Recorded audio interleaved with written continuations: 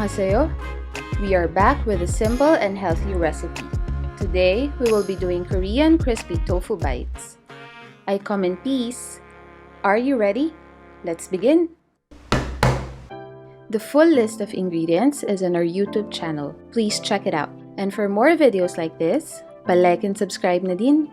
Salamat po! Let's start with slicing a firm tofu, or you can use the regular tofu on your local market.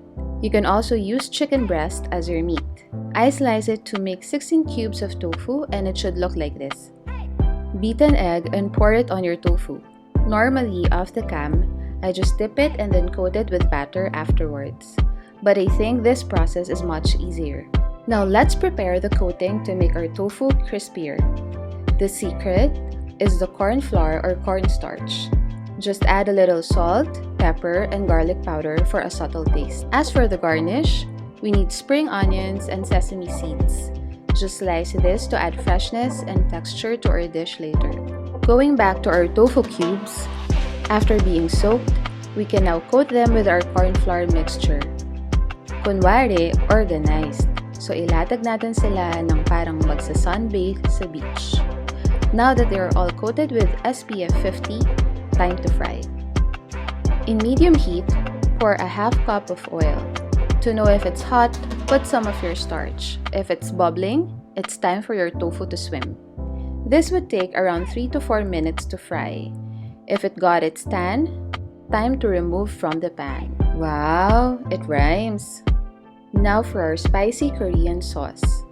In medium heat, put the butter and the rest of the ingredients. Stir for about 3 minutes.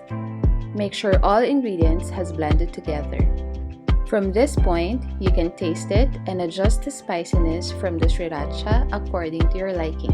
When the consistency becomes like this, it's time for this. Whoa! The aroma of the spicy honey soy sauce, the crispiness of the tofu, topped with fresh spring onions and sesame seeds. Ay, picturean muna natin. I hope you love it just the way we did, because we love Korean food. Let's spread love and good food. Baka gutom lang yan. Finger hearts. Take it away, Yam. Thanks for watching. Please like and subscribe. Kala mo, may kasama yung sa onset. Kakain tayo. Ayaw ko kainin. What's the taste? Sarap?